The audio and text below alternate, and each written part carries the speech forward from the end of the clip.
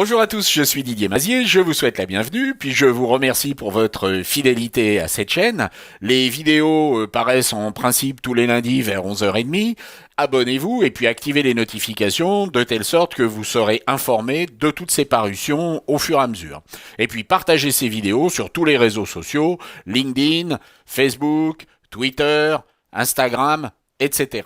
Cette semaine, nous allons voir un outil très rapidement dans Photoshop qui va vous aider si vous pratiquez le reportage, en particulier pour faire des reportages dans des entreprises. Il y aura effectivement toujours des éléments à supprimer. Sur cette photo, l'imbécile qui l'a prise se trouve être en reflet dans la vitre. Nous allons donc voir comment supprimer ces éléments indésirables dans une image tout en restant réaliste. Mettons-nous au travail dès à présent. Nous allons zoomer sur la zone à éditer qui se trouve ici, et nous allons avec différents outils de sélection sélectionner la partie que nous voulons éditer. Alors il s'agit bien entendu de cette première partie. Nous pouvons également ensuite ajouter avec un autre outil, comme le lasso libre, avec la touche majuscule, aller entourer la partie à éditer. Et cette partie va s'ajouter maintenant au rectangle qui avait été tracé. Une fois que cette sélection est faite, nous allons aller dans le menu édition et nous allons demander le remplissage d'après le contenu. Ce remplissage d'après le contenu va s'effectuer de façon automatique et le résultat va généralement être assez mauvais dans ce genre de cas. On voit que le toit a été doublé, on retrouve des choses un peu bizarres du ciel qui se trouve ici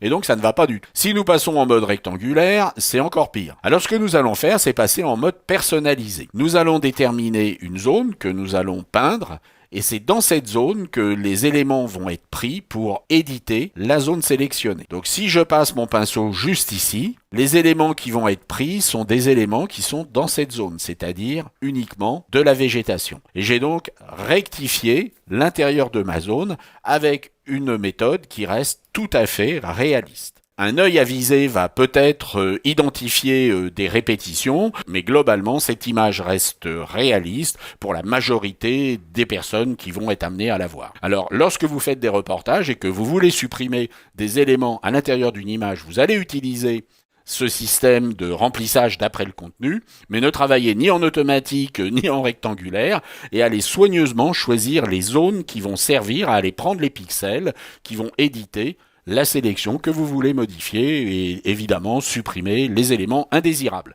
J'espère que cela vous a intéressé et puis je vous dis à la semaine prochaine. Au revoir.